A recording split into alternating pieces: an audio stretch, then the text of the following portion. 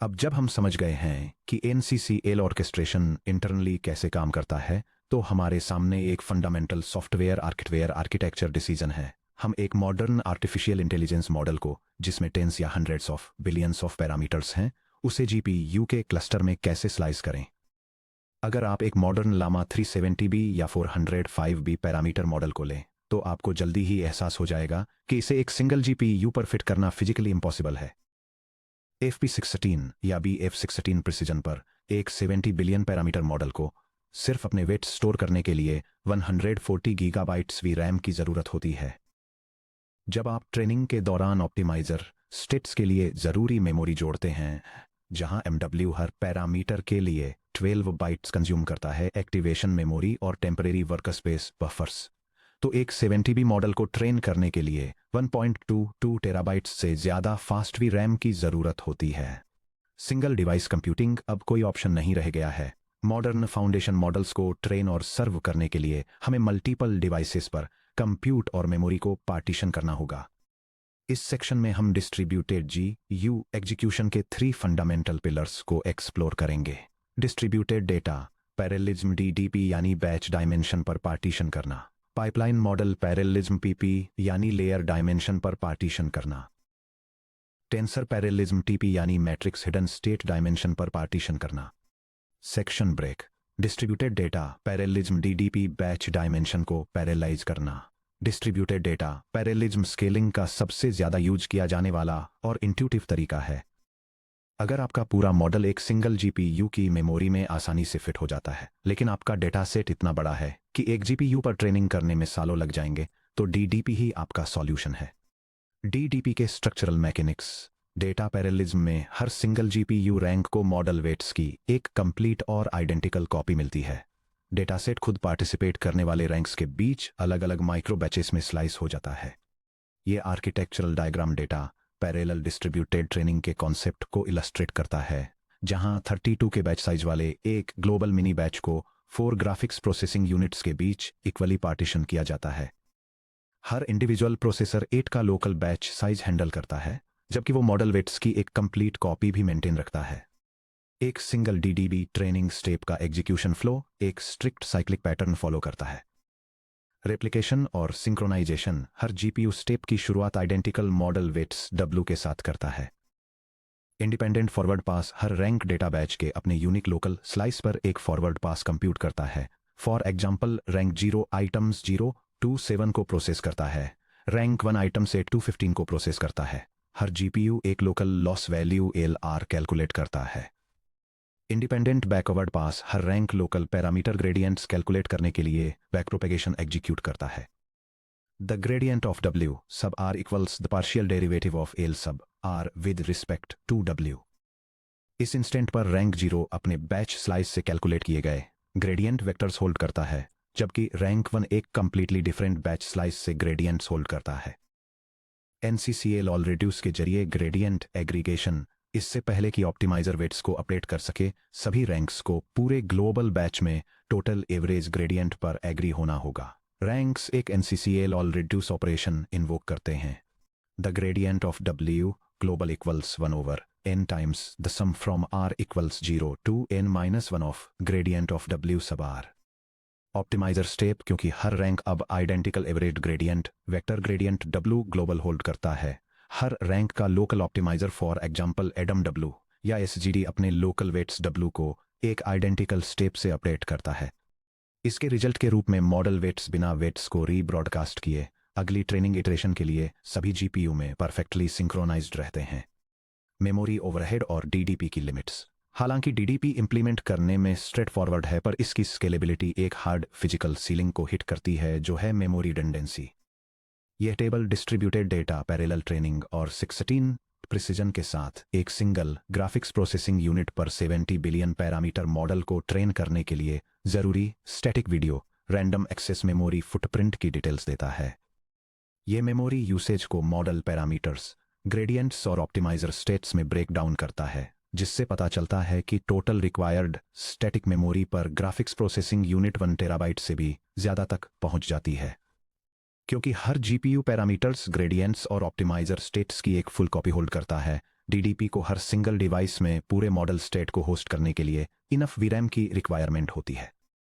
अगर आपका मॉडल एक सिंगल जीपीयू जैसे कि एक 80 GB NVIDIA H100 की मेमोरी कैपेसिटी को एक्सीड करता है तो प्योर डीडीपी रन नहीं हो सकता। Note advanced zero redundancy techniques जैसे डीप स्पीड 03 इस फुटप्रिंट को कम करने के लिए इन ऑप्टिमाइजर स्टेट्स और ग्रेडियंट्स को रैंक्स में पार्टीशन करती हैं, लेकिन मैसिव मॉडल्स के लिए हमें अभी भी मॉडल को खुद ब्रेकअप करने की जरूरत होती है। Section break, pipeline model parallelism, sharding across layer depth. जब एक मॉडल इतना बड़ा होता है कि सिंगल जीपीयू पर फिट नहीं हो पाता तो अगला इनट्यूटिव अप्रोच मॉडल को उसकी सीक्वेंशियल लेयर्स के हिसाब से स्प्लिट करना है। अगर एक ट्रांसफॉर्मर मॉडल में 80 डिकोडर लेयर्स हैं और आपके पास 4 जीपीयू हैं तो आप हर जीपीयू को 20 लेयर्स असाइन कर सकते हैं। इस स्ट्रेटेजी को पाइपलाइन मॉडल पैरेललिज्म या पीपी कहा जाता है। यह डायग्राम डीप लर्निंग में पाइपलाइन पैरेललिज्म को इलस्ट्रेट करता है, जहां एक न्यूरल नेटवर्क की लेयर्स को 4 जीपीयूज के बीच सीक्वेंशियली स्प्लिट किया जाता है। इनपुट डेटा फर्स्ट जीपीयू से स्टार्ट होता है जिसमें लेयर्स 1 से 20 तक होती हैं और फाइनल लॉस कंप्यूटेशन से पहले एक्टिवेशन टेंसर्स को सीक्वेंशियली पाइपलाइन से सबसीक्वेंट जीपीयूज में पास किया जाता है। पाइपलाइन पैरेललिज्म का कम्युनिकेशन पैटर्न डीडीपी के अपोजिट, जो high bandwidth NCC-A-LOL reduce collectives पर बहुत ज्यादा डिपेंड करता है। पाइपलाइन पैरेललिज्म लगभग पूरी तरह से point to point transfers NCC-AL send और NCC-AL रिसीव पर डिपेंड करता है। फॉरवर्ड पास GPU 0 लेयर्स 1 से 20 के लिए एक्टिवेशंस कंप्यूट करता है, फिर रिजल्टिंग आउटपुट एक्टिवेशन टेंसर को NVLink या PCIe के जरिए GPU 1 पर ट्रांसमिट करता है। GPU 1 एक्टिवेशन रिसीव करता है, लेयर्स 21 से 40 को एग्जीक्यूट करता है और अपने आउटपुट को GPU 2 को फॉरवर्ड करता है। बैकवर्ड पास, एक बार जब GPU 3 लॉस कंप्यूट कर लेता है तो ये लेयर्स 61 से 80 के लिए ग्रेडियंट्स कैलकुलेट करता है और activation gradients partial L over partial H को बैकवर्ड GPU 2 पर ट्रांसमिट करता है। Pipeline bubble problem, naively pipeline parallelism को एग्जीक्यूट करने से एक बड़ा एफिशिएंसी बॉटलनेक क्रिएट होता है जिसे पाइपलाइन बबल के नाम से जाना जाता है। क्योंकि GPU 1 GPU 0 से मिलने वाले एक्टिवेशन आउटपुट पर डिपेंड करता है, इसलिए जब GPU 0 अपना फॉरवर्ड पास एग्जीक्यूट कर रहा होता है तो GPU 1 पूरी तरह से आइडल रहता है। GPU 2 GPU 1 का वेट करते हुए आइडल रहता है और इसी तरह आगे भी। यह डायग्राम उस आइडल टाइम को दिखाता है जिसे अक्सर पाइपलाइन बबल कहा जाता है, जो 4 प्रोसेसर्स के बीच पाइपलाइन पैरेलल ट्रेनिंग के एक बेसिक इंप्लीमेंटेशन के दौरान होता है। यह दिखाता है कि कैसे हर डिवाइस सिग्निफिकेंट पीरियड्स के लिए इनएक्टिव रहता है जब वह दूसरे डिवाइसेज पर सीक्वेंशियल फॉरवर्ड और बैकवर्ड प्रोपेगेशन स्टेप्स के कंप्लीट होने का वेट कर रहा होता है।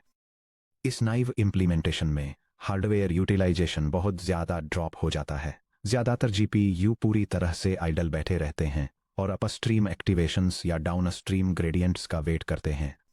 बबल को मिटिगेट करना, माइक्रो बैचिंग और 1F1B शेड्यूलिंग। इस खोई हुई परफॉर्मेंस को वापस पाने के लिए pipeline parallelism frameworks input mini batch को छोटे टुकड़ों में स्प्लिट कर देते हैं जिन्हें माइक्रो बैचेस एम कहा जाता है। एक पूरे बैच को GPU 0 के जरिए प्रोसेस करके आगे भेजने के बजाय GPU 0 माइक्रो बैच 0 को प्रोसेस करता है, इंटरमीडिएट टेंसर को GPU 1 को भेजता है और तुरंत माइक्रो बैच 1 को कंप्यूट करना शुरू कर देता है, जबकि GPU 1 माइक्रो बैच 0 को प्रोसेस कर रहा होता है। इसके लिए एक पॉपुलर शेड्यूलिंग एल्गोरिदम 1F1B यानी 1 फॉरवर्ड 1 बैकवर्ड है। एक बार जब कोई GPU स्टेडी स्टेट में पहुंच जाता है तो यह स्ट्रिक्टली एक फॉरवर्ड माइक्रो बैच और एक बैकवर्ड माइक्रो बैच को एग्जीक्यूट करने के बीच अल्टरनेट करता है। यह डायग्राम 4 ग्राफिक्स प्रोसेसिंग यूनिट्स के अक्रॉस एक 1 forward 1 backward pipeline parallel schedule की टाइमलाइन को दिखाता है। यह distributed deep learning model training के दौरान मेमोरी एफिशिएंसी को ऑप्टिमाइज करने और आइडल बबल्स को रिड्यूस करने के लिए हर प्रोसेसर पर समय के साथ अल्टरनेटिंग फॉरवर्ड और बैकवर्ड पासेस के जरिए मल्टीपल माइक्रो बैचेस के एग्जीक्यूशन फ्लो को दिखाता है।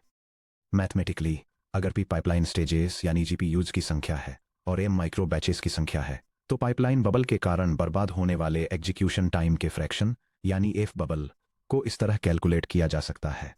F bubble equals the fraction P-1 over M plus P-1। Pipeline bubble को छोटा रखने के लिए एग्जाम्पल के लिए अगर एफ बबल 10% से कम है तो माइक्रो बैचेस की संख्या एम पाइपलाइन स्टेजेस की संख्या पी से काफ़ी ज़्यादा होनी चाहिए, जहां एम 4p से ग्रेटर देन और इक्वल टू है।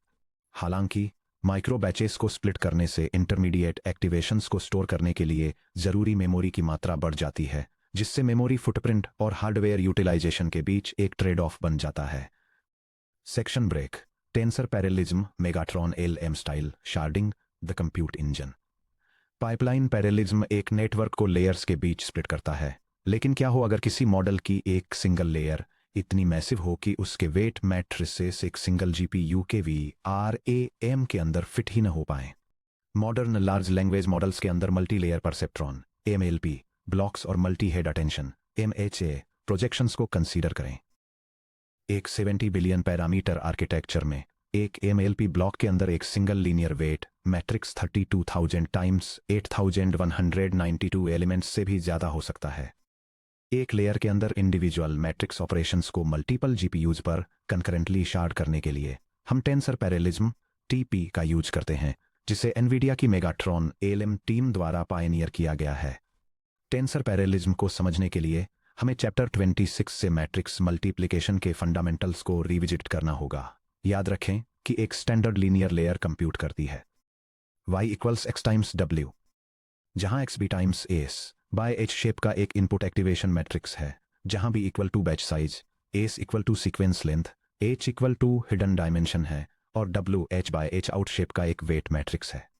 टेंसर पैरेललिज्म w को 2 अलजेब्रिक स्ट्रेटेजीज में से किसी एक का यूज करके ब्रेक करता है: कोलन पैरेलल लीनियर लेयर्स या row parallel linear layers. Section break, colon parallel linear layers. एक कोलन पैरेलल लेआउट में हम वेट मैट्रिक्स W को उसकी कोलन डायमेंशन के along vertically k equal sub matrices में स्लाइस करते हैं, एक ऐसे सिस्टम के लिए जहां के इक्वल टू 2 GPUs है। W = the row block matrix containing W(1) and W(2), जहां W1 GPU 0 के VRAM में होता है और W2 GPU 1 के VRAM में होता है। यह डायग्राम 2 ग्राफिक्स प्रोसेसिंग यूनिट्स के across column parallel tensor parallelism के कॉन्सेप्ट को समझाता है। इनपुट टेंसर को दोनों प्रोसेसर्स पर डुप्लीकेट किया जाता है। हर प्रोसेसर वेट मैट्रिक्स के एक स्प्लिट पोर्शन का यूज करके लोकल मैट्रिक्स मल्टीप्लिकेशन परफॉर्म करता है। फाइनल आउटपुट टेंसर प्रोड्यूस करने के लिए दोनों प्रोसेसर से मिलने वाले इंडिविजुअल आउटपुट्स को फीचर डायमेंशन के अलोंग कॉन्कैटिनेट किया जाता है। The mathematical sequence input state input activation tensor X दोनों GPUs पर आइडेंटिकल और रिप्लेटेड होता है। पैरेलल जेम कंप्यूटेशन, हर GPU अपने लोकल वेट पार्टीशन का यूज करके एक local high performance matrix multiplication run करता है, जैसे कि वे कूडा जेम कर्नल जो हमने चैप्टर 26 में डेवलप किए थे। y(1) = x times w(1) executed on GPU 0, y(2) = x times w(2) executed on GPU 1। No immediate communication required. ध्यान दें कि GPU 0 आउटपुट हिडन फीचर्स का फर्स्ट हाफ यानी y1 जनरेट करता है, जबकि GPU 1 सेकंड हाफ यानी y2 जनरेट करता है। अगर नेक्स्ट लेयर को कोलन स्प्लिट एक्टिवेशन चाहिए तो इस स्टेप पर किसी कम्युनिकेशन की जरूरत नहीं है। सेक्शन ब्रेक, रो पैरेलल लीनियर लेयर्स। अब इसके अपोजिट सिनेरियो पर विचार करते हैं। मान लीजिए कि हमारा इनपुट एक्टिवेशन मैट्रिक्स पहले से ही GPUs में अपनी कोलन डायमेंशन के अलोंग पार्टीशनड है, फॉर एग्जाम्पल किसी प्रीसीडिंग कोलन पैरेलल लेयर के आउटपुट की तरह। X = the row block matrix containing X(1) and X(2). यहाँ GPU 0 X1 होल्ड करता है, जिसकी shape b times s, h/2 है, और GPU 1 X2 होल्ड करता है, जिसकी shape b times s, h/2 है। बिना X को रीअसेंबल किए इस पार्टीशन एक्टिवेशन को वेट मैट्रिक्स W से मल्टीप्लाई करने के लिए हम W को उसकी रोज के अलोंग हॉरिजॉन्टली स्लाइस करते हैं। W = the column block matrix containing W(1) and W(2), जहां W1 जिसकी शेप h/2, h आउट है GPU 0 पर रहता है, और W2 जिसकी शेप h/2, h आउट है GPU 1 पर रहता है। यह डायग्राम एक पैरेलल मैट्रिक्स मल्टीप्लिकेशन वर्कफ्लो को दिखाता है जो 2 ग्राफिक्स प्रोसेसिंग यूनिट्स पर डिस्ट्रीब्यूटेड है। हर प्रोसेसर इनपुट डेटा और वेट्स के अपने पार्टीशन का यूज करके एक लोकल मैट्रिक्स मल्टीप्लिकेशन परफॉर्म करता है ताकि एक पार्शियल रिजल्ट जनरेट किया जा सके। फिर इन पार्शियल रिजल्ट्स को एक ऑल रिड्यूस कम्युनिकेशन कलेक्टिव का यूज करके दोनों प्रोसेसर्स के बीच कंबाइन और सम किया जाता है ताकि फाइनल और कंप्लीट आउटपुट मैट्रिक्स प्रोड्यूस किया जा सके। The mathematical sequence matrix multiplication rules के अकॉर्डिंग एक्स और डब्ल्यू को ब्लॉक मैट्रिसेस में ब्रेक करने पर हमें मिलता है y equals x times w, which equals the row block matrix of x sub 1 and x sub 2 multiplied by the column block matrix of w sub 1 and w sub 2, which equals the quantity x sub 1 times w sub 1 plus the quantity x sub 2 times w sub 2। Parallel local multiplication colon हर GPU अपनी रोज या columns के subset पर एक local GMM perform करता है colon z sub 1 equals x sub 1 times w sub 1 GPU 0 पर locally computed, z sub 2 equals x sub 2 times w sub 2 GPU 1 पर locally computed। The summation step colon ध्यान दें कि z1 और z2 की output dimensions b times s h out बिल्कुल same है, लेकिन हर एक में फुल डॉट प्रोडक्ट्स का सिर्फ एक पार्शियल मार्शियल मैथमेटिकल सम ही होता है। एक्सक्लेमेशन मार्क NCCL और रिड्यूस के जरिए communication colon y equal to z1 plus z2 calculate करने के लिए दोनों ranks NCCL sum reduction operator के साथ एक NCCL ऑल रिड्यूस एग्जीक्यूट करते हैं। Single NCCL all reduce complete होने के बाद दोनों GPUs final output state y hold करते हैं। सेक्शन ब्रेक कॉलम और रो पैरेललिज्म को कंबाइन करना colon the Megatron MLP block Megatron LAM style tensor parallelism की असली पावर तब दिखती है जब हम एक complete multi layer perceptron MLP block बनाने के लिए कॉलम पैरेलल और रो पैरेलल लेयर्स को बैक टू बैक कंबाइन करते हैं। चैप्टर 28 से याद करें कि एक स्टैंडर्ड ट्रांसफार्मर MLP ब्लॉक में दो लीनियर लेयर्स होती हैं जिनके बीच में एक नॉन लीनियर एक्टिवेशन फंक्शन जैसे GALU या SVGALU होता है colon output equals GALU of x times w सब गेट टाइम्स w सब डाउन। अगर हम बिना सोचे समझे हर जगह सिंक्रोनाइजेशन स्टेप्स इंसर्ट कर दें तो टेंसर पैरेललिज्म में भारी कम्युनिकेशन लेटेंसी आएगी। हालांकि एक कॉलम पैरेलल लेयर को सीधे एक रो पैरेलल लेयर से कपल करके हम इंटरमीडिएट कम्युनिकेशंस को पूरी तरह से खत्म कर देते हैं। Exclamation mark. यह है डायग्राम 2 ग्राफिक्स प्रोसेसिंग यूनिट्स पर डिस्ट्रीब्यूटेड एक tensor parallel feed forward network layer के एग्जीक्यूशन फ्लो को दिखाता है। यह दोनों प्रोसेसर्स को भेजे गए आइडेंटिकल इनपुट एक्टिवेशंस के साथ शुरू होता है जो फिर column parallel linear projections perform करते हैं और इसके बाद पैरेलल में लोकल एक्टिवेशन फंक्शंस होते हैं। इसके बाद लोकल पार्शियल सम्स प्रोड्यूस करने के लिए आउटपुट्स को रो पैरेलल लीनियर लेयर्स द्वारा प्रोसेस किया जाता है। फाइनली दोनों प्रोसेसर्स के पार्शियल रिजल्ट्स को फाइनल एग्रीगेटेड आउटपुट में कंबाइन करने के लिए एक communication barrier all reduce summation perform करता है।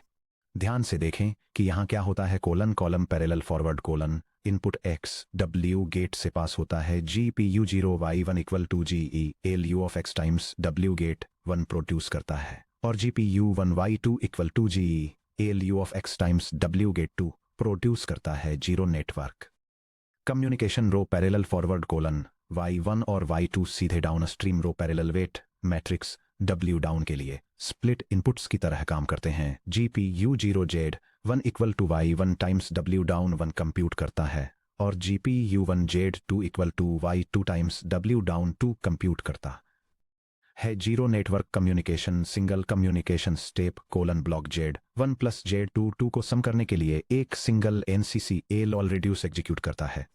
कॉलम पैरेलल और रो पैरेलल लेयर्स को पेयर करके एक पूरे ट्रांसफार्मर MLP ब्लॉक को फॉरवर्ड पास में सिर्फ one single NCCL all reduce call और बैकवर्ड पास में सिर्फ one single NCCL all reduce call की जरूरत होती है।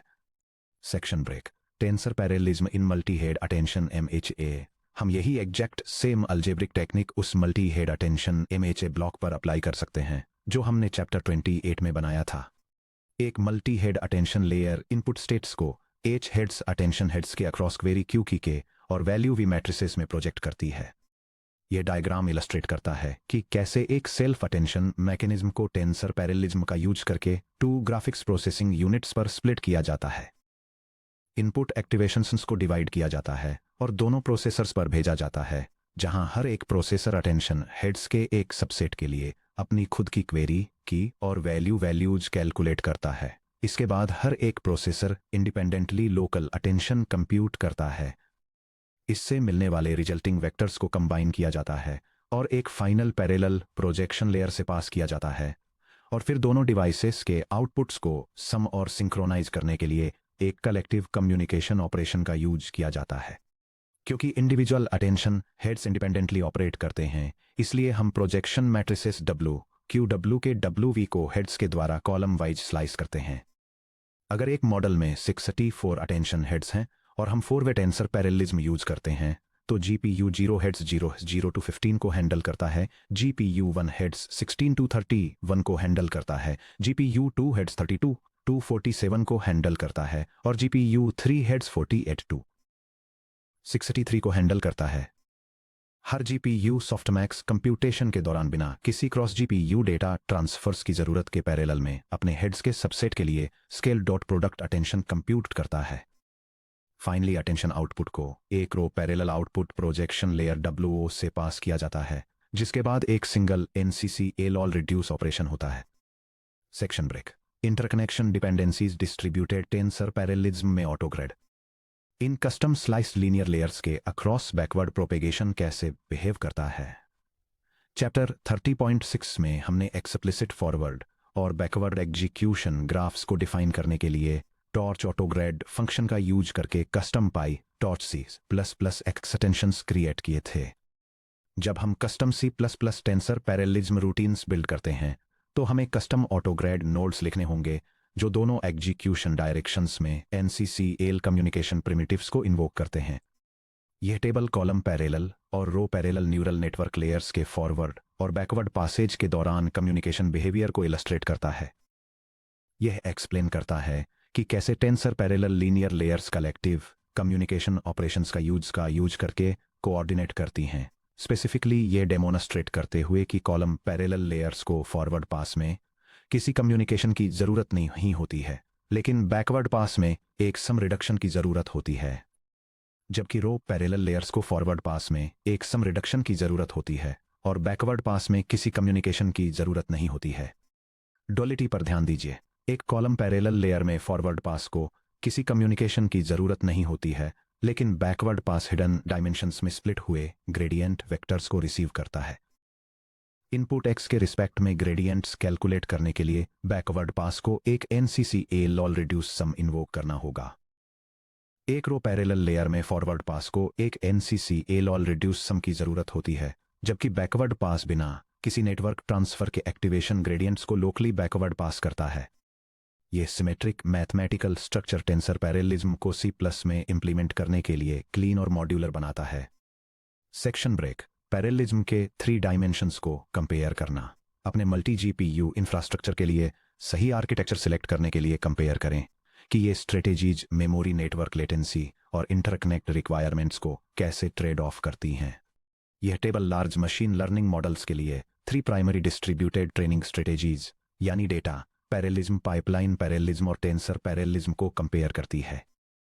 यह डिटेल में बताती है कि partitioning methods memory efficiency, communication overhead, latency tolerance और हार्डवेयर इंटरकनेक्ट रिक्वायरमेंट्स जैसे कि मैट्रिक्स के मामले में वे एक दूसरे से कैसे अलग हैं। जैसे कि डेटा पैरेललिज्म बैच डायमेंशन के हिसाब से शार्ड करता है और स्टैंडर्ड नेटवर्क स्पीड्स को टॉलरेट कर लेता है, जबकि टेंसर पैरेललिज्म इंडिविजुअल मैट्रिसेस को शार्ड करता है, जिसके लिए लेटेंसी के प्रति उसकी हाई सेंसिटिविटी की वजह से NVLink जैसे एक्सट्रीमली हाई स्पीड कनेक्शंस की जरूरत होती है। 3D parallelism paradigm real world production settings में, जैसे कि दसियों हजार GPU पर एक 405 बिलियन पैरामीटर मॉडल को ट्रेन करना, इंजीनियर्स इन तीनों टेक्निक्स को एक यूनिफाइड आर्किटेक्चर में कंबाइन करते हैं, जिसे 3D पैरेललिज्म के रूप में जाना जाता है। यह डायग्राम 2000 से ज्यादा ग्राफिक्स प्रोसेसिंग यूनिट्स की क्लस्टर टोपोलॉजी को इलस्ट्रेट करता है, जो 3 पैरेलल प्रोसेसिंग स्ट्रेटेजीज में ऑर्गेनाइज्ड है। First, tensor parallelism high speed local connections का यूज करके एक सिंगल नोड के अंदर 8 यूनिट्स में कंप्यूटेशन को शार्ड करता है। Second, pipeline parallelism network connections के जरिए 16 नोड्स में 128 ट्रांसफॉर्मर लेयर्स को स्प्लिट करता है। Finally, data parallelism global batch में ओवरऑल थ्रूपुट को स्केल करने के लिए इन प्रोसेसिंग ग्रुप्स को रेप्लिकेट करता है। इंट्रा नोड TP, हम एक सिंगल सर्वर नोड के अंदर 8 GPU पर टेंसर पैरेललिज्म अप्लाई करते हैं, क्योंकि टेंसर पैरेललिज्म प्रति transformer block multiple NCCL reduce calls issue करता है, इसलिए ये ANV लिंक की अल्ट्रा हाई बैंडविड्थ और लो लेटेंसी की डिमांड करता है, जो H100 पर 900 गीगाबाइट्स पर सेकंड है। इंटरनोड पाइपलाइन PP हम हाई स्पीड इन्फिनिबैंड नेटवर्क इंटरफेसेज पर मल्टीपल नोड्स को पाइपलाइन पैरेलल स्टेजेस में ग्रुप करते हैं। पाइपलाइन बाउंड्रीज के बीच एक्टिवेशन टेंसर पास करने के लिए इंट्रालेयर टेंसर ऑपरेशंस की तुलना में रिलेटिवली लो नेटवर्क बैंडविड्थ की जरूरत होती है। आउटर लूप DDP फाइनली हम टोटल डेटा सेट पर ट्रेनिंग थ्रूपुट को स्केल करने के लिए डिस्ट्रीब्यूटेड डेटा पैरेललिज्म का यूज करके इस पूरे 2D ग्रिड को मल्टीपल सर्वर रैक्स में रेप्लिकेट करते हैं। Section break. आगे बढ़ते हुए आर्किटेक्चरल कॉन्सेप्ट से C++ कोड की तरफ। अब हमने मल्टी GPU स्केलिंग के पीछे के थ्योरेटिकल कॉन्सेप्ट्स और मैथमेटिकल ऑपरेशंस को एक्सप्लोर कर लिया है।